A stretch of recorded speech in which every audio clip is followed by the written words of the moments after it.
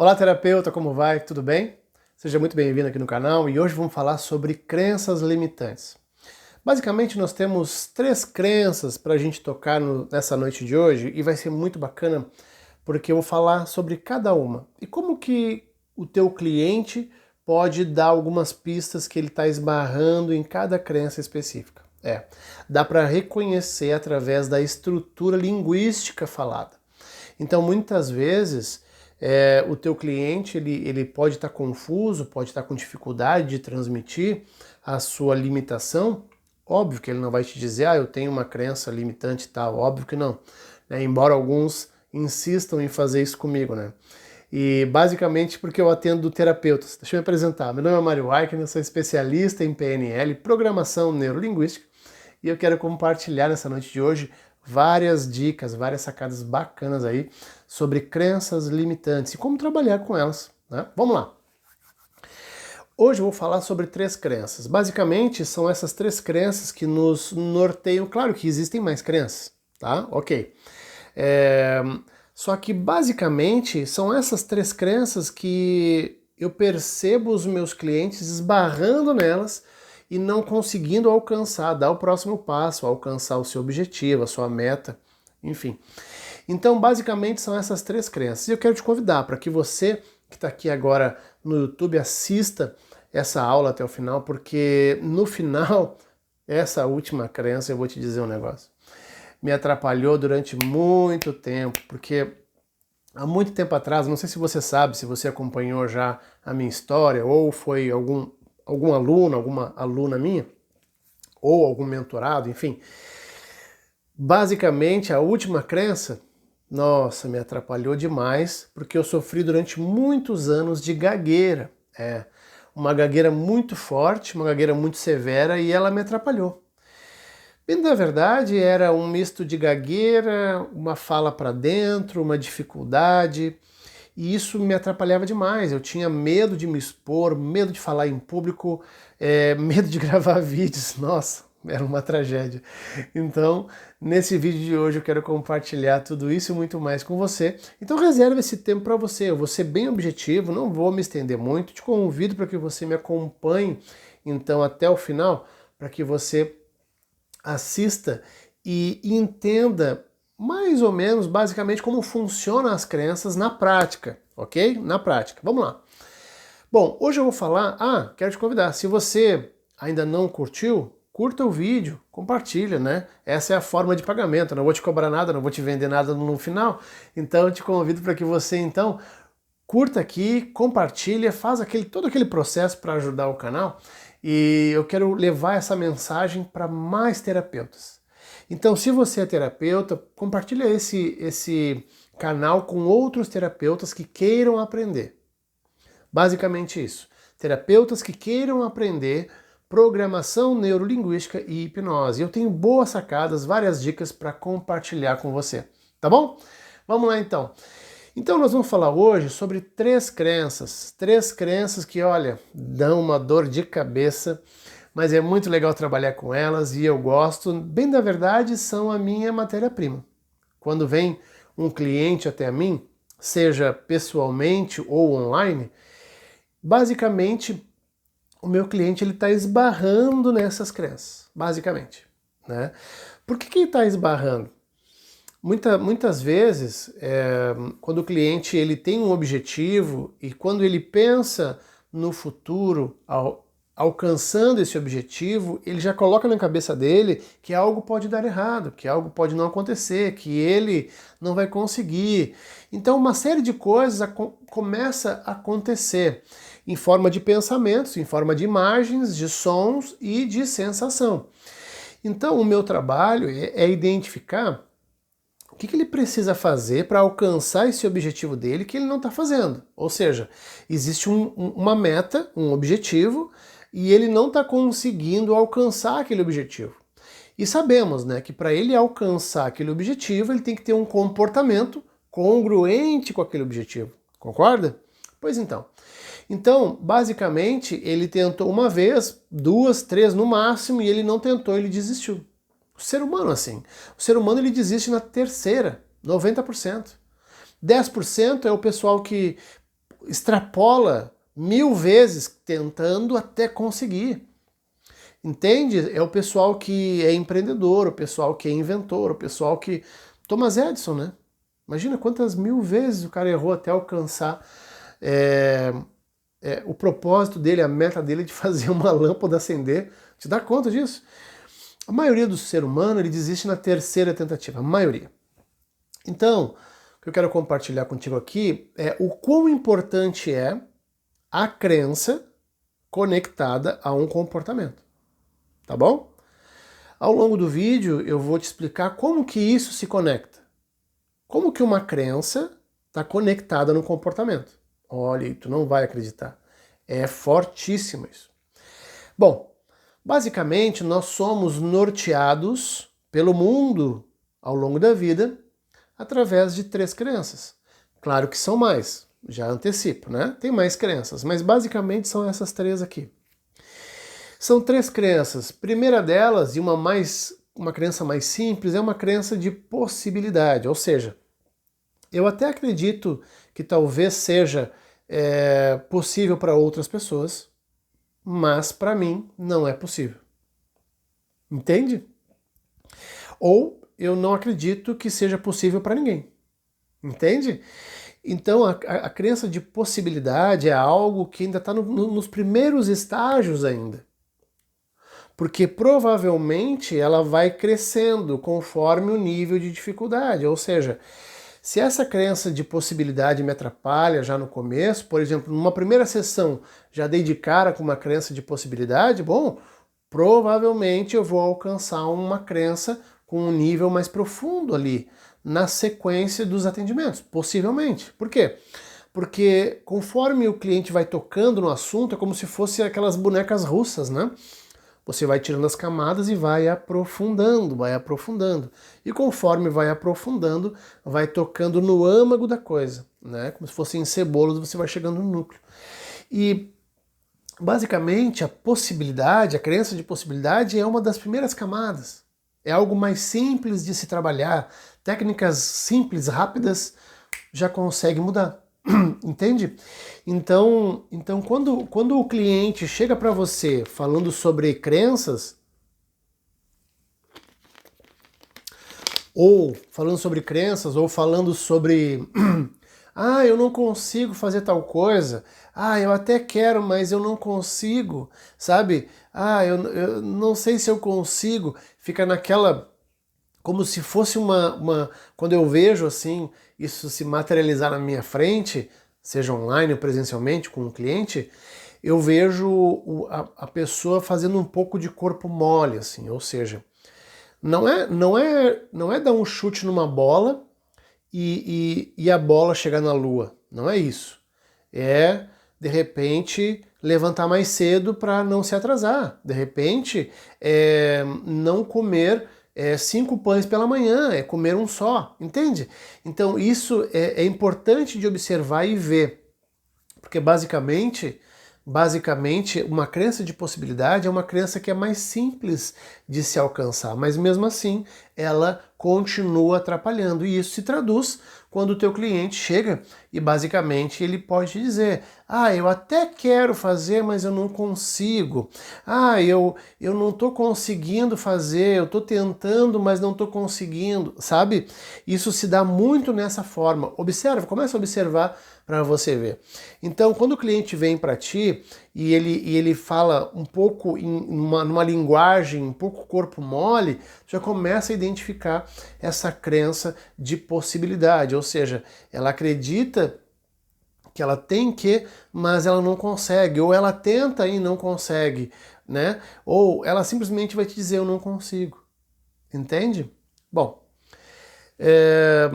entenda, né? Eu tô falando aqui em relação a corpo mole e tal, é só uma maneira de exemplificar, ok? Não estou dizendo que o cliente faz corpo mole, não é isso.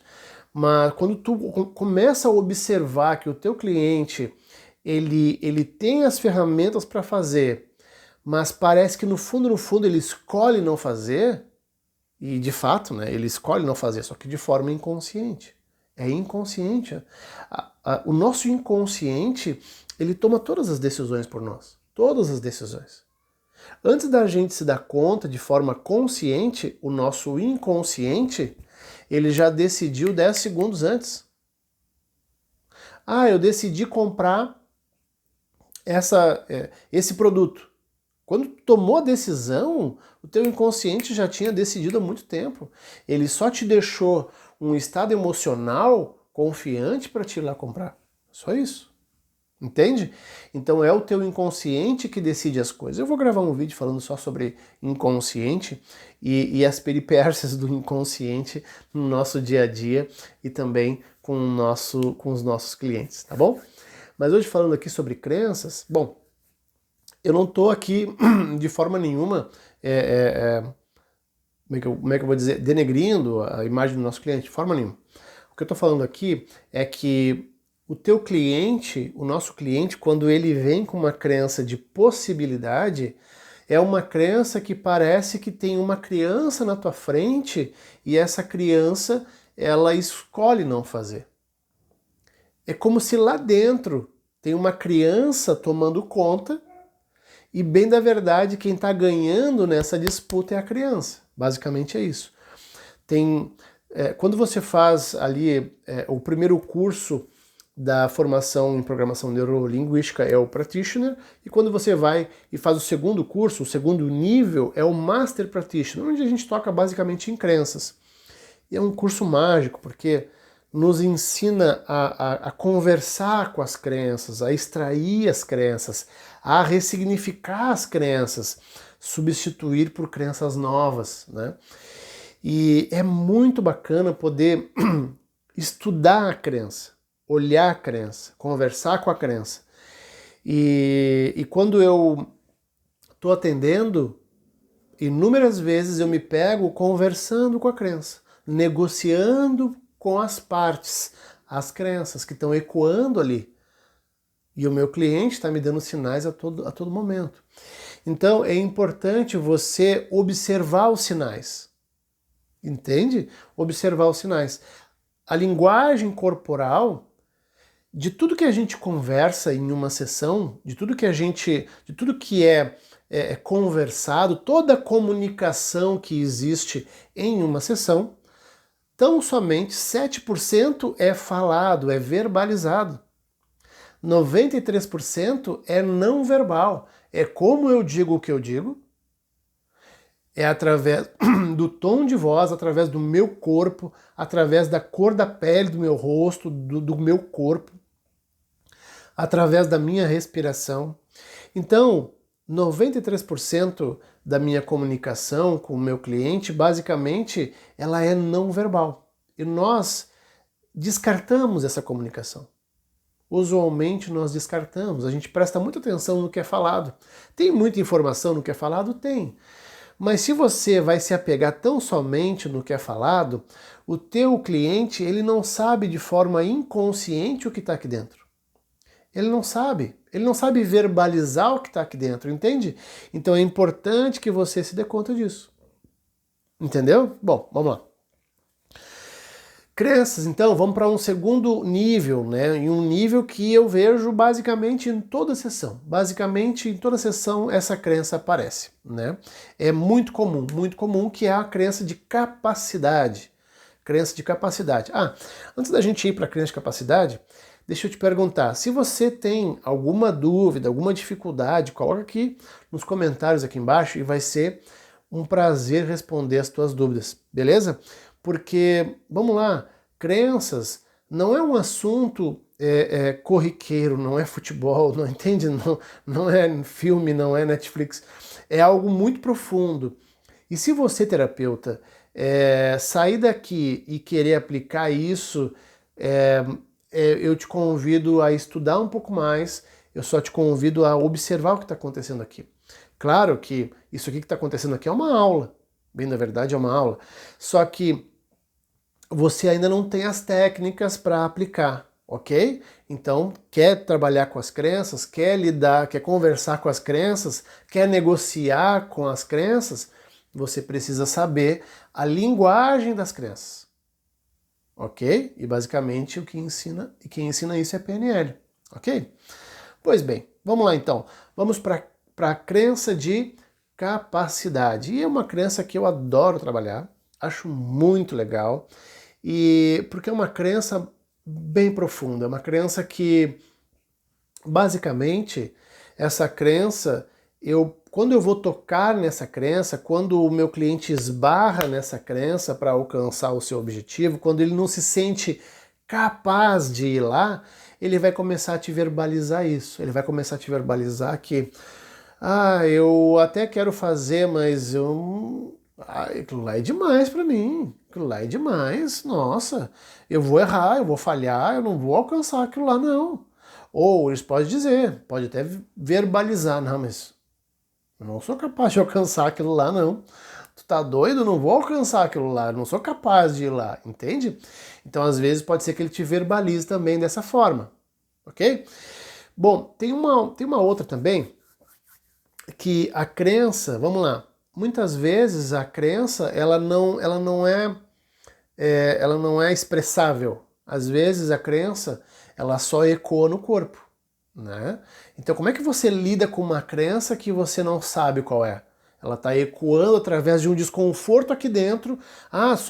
O teu cliente sabe que tem um desconforto no peito, ele está chorando e ele está angustiado, tem um buraco aqui no peito, um vazio. E aí? Como é que tu faz isso aí tudo? Entende? Então, a PNL, ela me deu um norte muito bom, muito certeiro para eu alcançar, então, a causa do problema dessas crenças. E aí, vou te dizer, aí a coisa pegou preço. A coisa pegou preço, porque a crença, independente de qual crença é, basicamente, é interessante você buscar a causa do problema dessa crença. Buscar a causa do problema. Como é que você faz isso? Às vezes o meu cliente, ele não me diz o que ele quer trabalhar. Às vezes ele tem vergonha, fica constrangido de verbalizar o que ele quer tocar. Porque, vamos combinar, a nossa sociedade tem muitos tabus ainda, né? Concorda? Então, muitas vezes o cliente ele sente alguma dificuldade, ou às vezes, vou só citar alguns exemplos, né? Não tem prazer de forma sexual, não tem prazer de forma profissional, às vezes não consegue ter relação com o parceiro, com a parceira, às vezes tem relação e fica lembrando de coisas do passado que aconteceram, que não foram nada prazerosas. Entende? Então, entenda, muitas vezes o cliente não me fala o que é. Como que eu vou saber se eu for só confiar no que ele vai verbalizar? Entende? Muitas vezes eu mesmo digo para o meu cliente, olha, sinta-se à vontade para me dizer ou não me dizer o que tu quer trabalhar. Porque eu preciso dar liberdade para o meu cliente não me dizer nada. Concorda?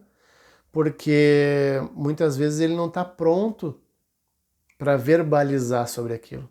Entende? Porque a dor é tamanha que ele não quer tocar no assunto. Entende isso?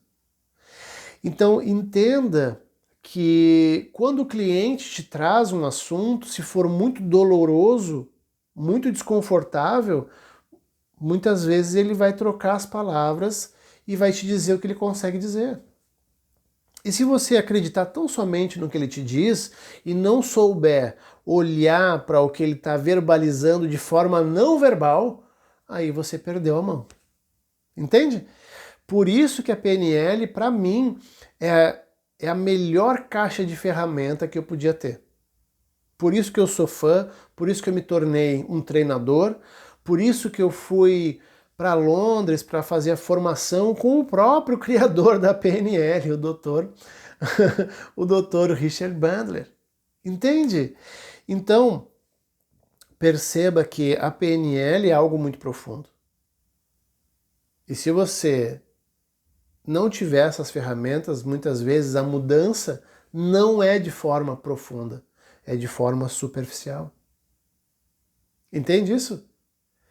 E muitos terapeutas se contentam em ter resultados superficiais. Até porque muitos terapeutas não sabem que são resultados superficiais. Porque o cliente vem até ele, ele sabe contornar, sabe compartilhar, sabe o que fazer com as palavras, com o verbal, e simplesmente não mexe aqui dentro. Acontece. Tem muito terapeuta, muito cliente meu que faz assim. E tá tudo certo. E tá tudo certo. Cada um com as suas ferramentas, ok? Aqui, de forma nenhuma, eu quero dizer que a PNL é a certa. Não, de forma nenhuma. Tanto que a PNL, ela não nasceu, ela foi modelada de grandes terapeutas, buscando técnicas e ferramentas dos melhores, dos que estavam tendo grandes resultados na época. A hipnose veio de Milton Erickson, mais de 30 mil atendimentos com hipnose, que deu a origem à hipnose ericksoniana, ok? O que alguns dão o nome de hipnose clínica ou hipnose conversacional, no final das contas é hipnose ericksoniana, diferente daquela hipnose de palco, ok? Também foi modelada da Virginia Satir, uma grande terapeuta de casais, uma terapeuta familiar, bem da verdade. Ela tinha grandes resultados trabalhando em família, trabalhando em casais. E isso foi modelado, graças a Deus, ela doou técnicas valiosas para a PNL. Como também o Dr. Fritz Perls. O próprio, ele tinha grandes sacadas, grandes métodos, grandes ferramentas, técnicas que ele nem sabia como ele utilizava. Então, o que o Bandler, qual foi a genialidade do Bandler, né? Foi extrair tudo isso em forma de processo. A PNL nada mais foi que modelada de grandes terapeutas que estavam tendo grandes resultados. É aí que está a sacada. Entende? Então, quando eu falo de crenças, eu falo de algo que foi muito estudado, foi muito pesquisado. PNL, ele fala na formação que a PNL ela podia ser chamada o jogo dos erros, né? Porque ele testou tanto, de forma obsessiva, até, como ele mesmo diz, de forma obsessiva, que ele errou milhões de vezes até alcançar aquele processo ideal para mudança. Entende isso? Então, PNL basicamente é isso. São processos que já foram testados milhares de vezes e que dão resultado, que deram origem então às técnicas da programação neurolinguística. Entende? E crenças nada mais são do que programinhas neurolinguísticos. Entendeu? Então, quando eu falo de crenças, eu posso mudar o nome por programas neurolinguísticos. E assim como eles foram programados lá no passado, eles também podem ser reprogramados agora, construídos novos programas. Quando eu falo de crenças, eu junto estou falando de memória. Crenças, memória e estado emocional. Tudo isso estão muito atrelados, muito atrelados. Por quê? A crença e o estado emocional só existem porque existem memórias. Entende? E como que a memória se dá? Parou para pensar nisso? Terapeuta, olha só. Como que a memória acontece? A gente não pode falar de PNL sem falar de memória, né? Não pode falar de crença sem falar de memória. Não pode falar de crença sem o estado emocional.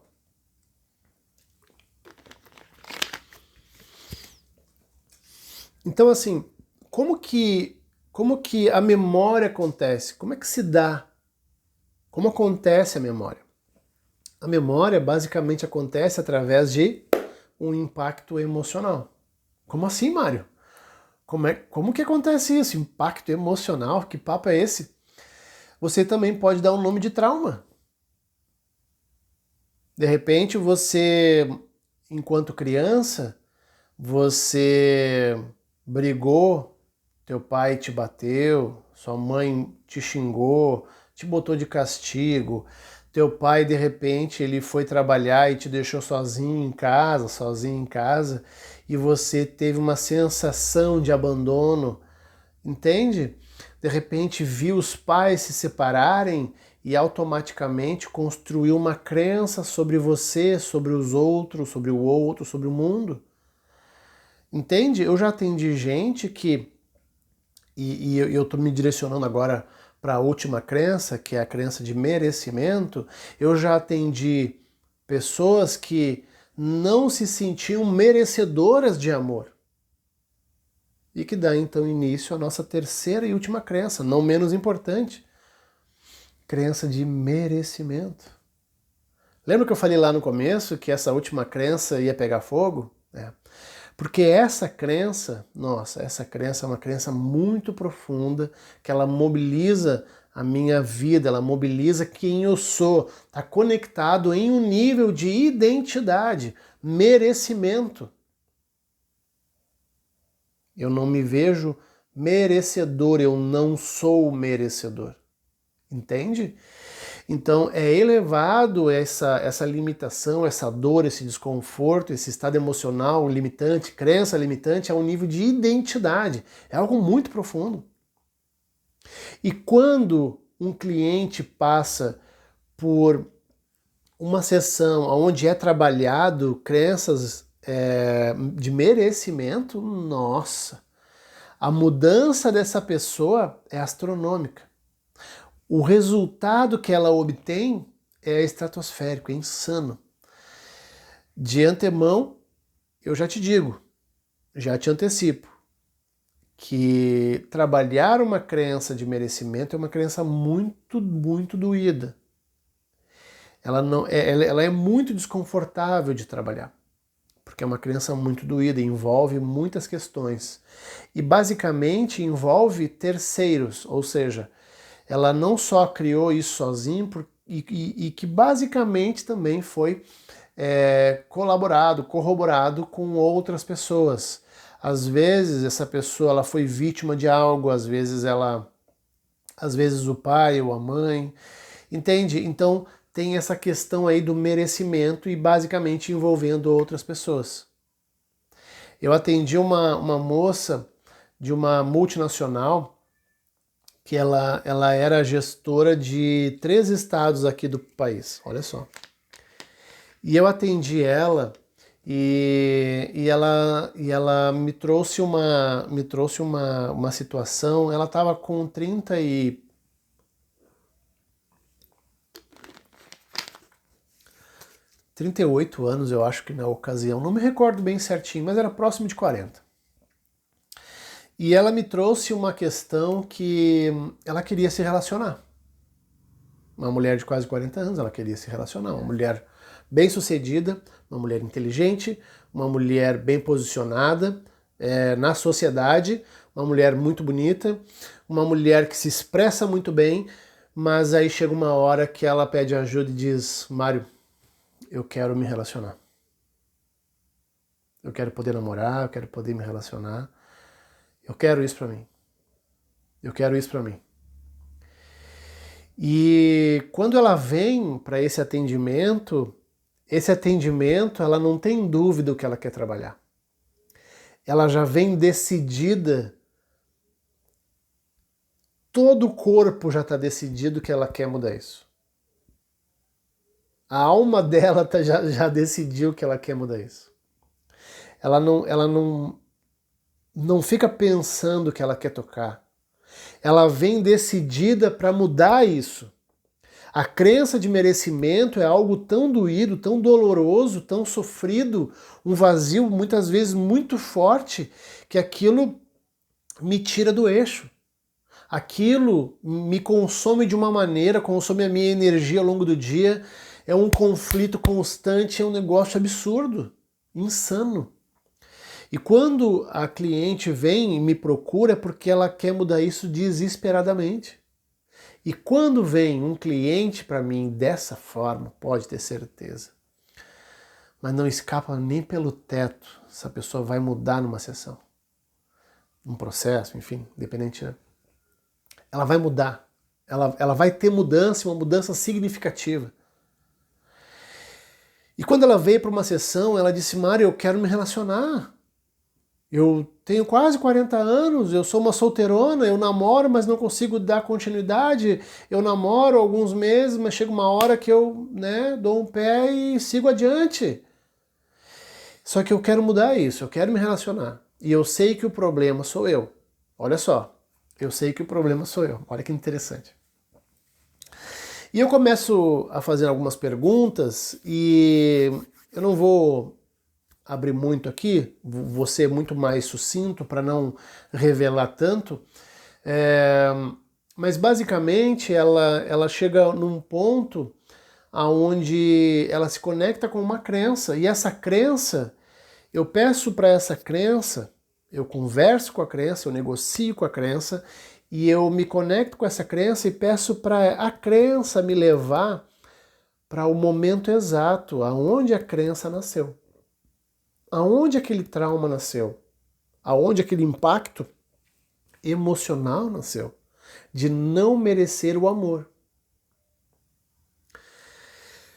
E foi que no momento, foi lá para o passado, e no passado, por volta de 7 anos, 7, 8 anos, ela presenciou os pais se separando e o pai foi para uma peça. Eles brigaram, alguma coisa do tipo, e o pai foi para uma peça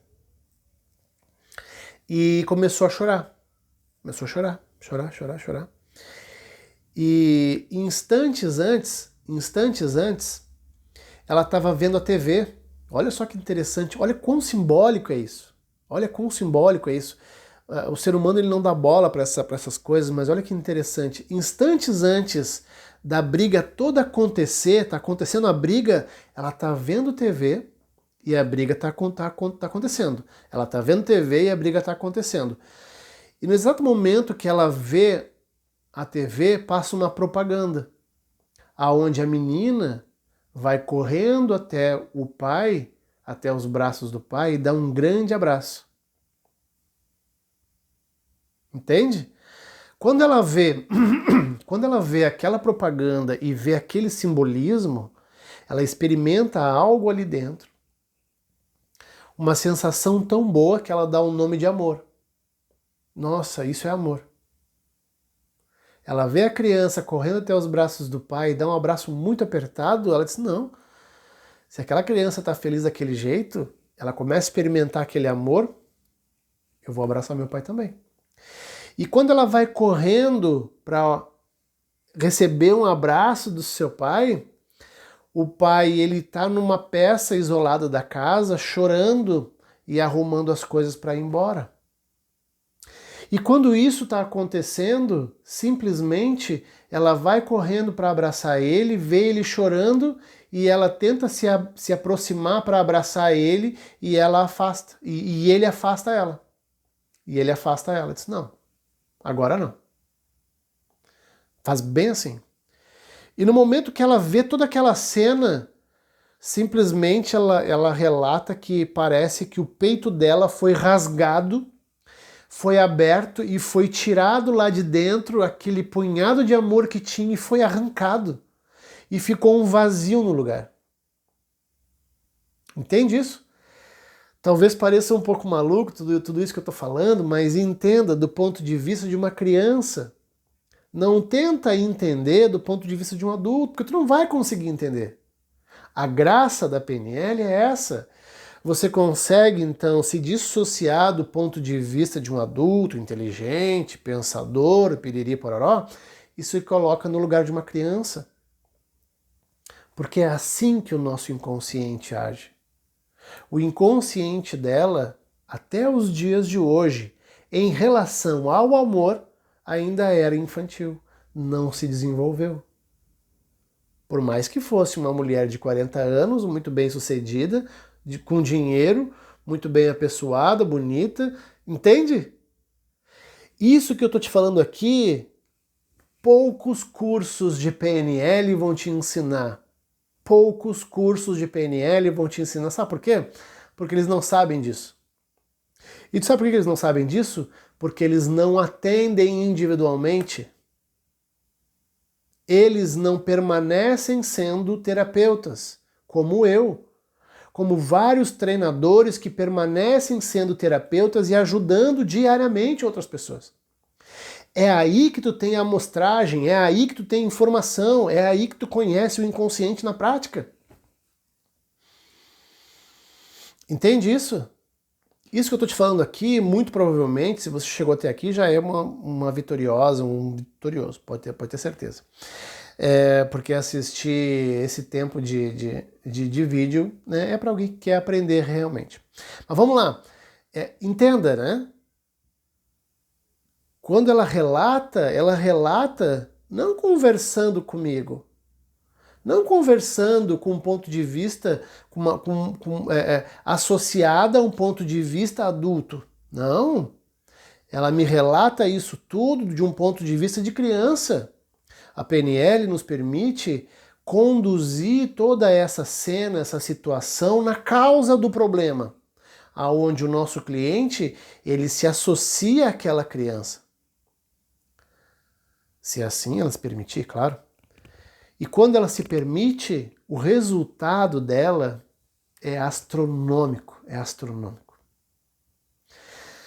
Crença de merecimento. Ela não se sente merecedora do amor.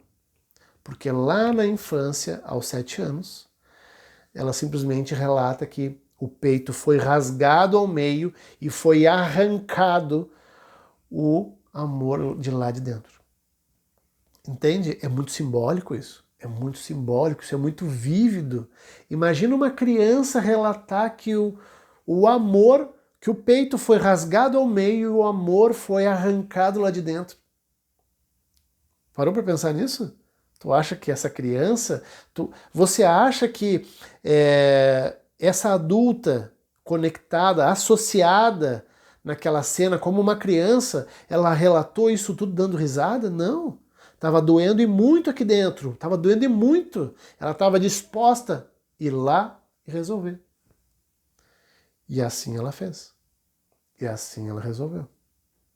Porque a gente não só descobre a causa do problema, como você consegue construir novas crenças para essa mulher. Porque a vida dela, por essa cena ser tão forte, parece que ela nasce dessa cena.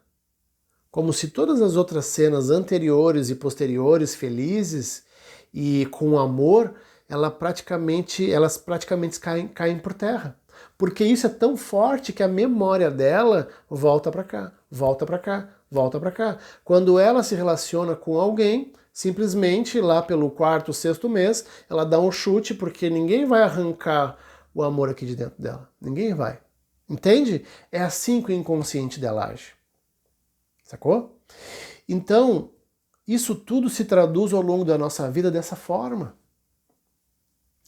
Para mim, a PNL é uma maleta de ferramenta para lidar em águas profundas.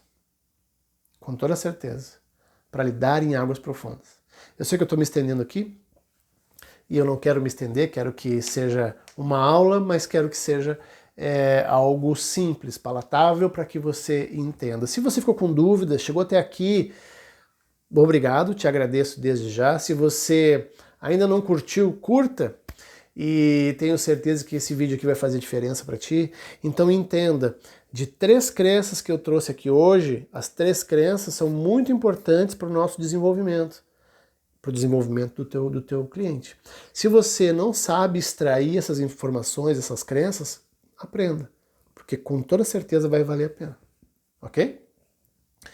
E a crença de merecimento para mim, nossa, eu posso trazer dezenas e dezenas e dezenas de casos aqui e eventualmente quando eu faço uma live, algum vídeo mais longo, eu trago esses casos assim que para mim são muito simbólicos e foram verdadeiras aulas, né? Verdadeiras aulas, e quando eu estou dando treinamento de PNL, invariavelmente eu toco em alguns desses atendimentos que foram muito profundos, né?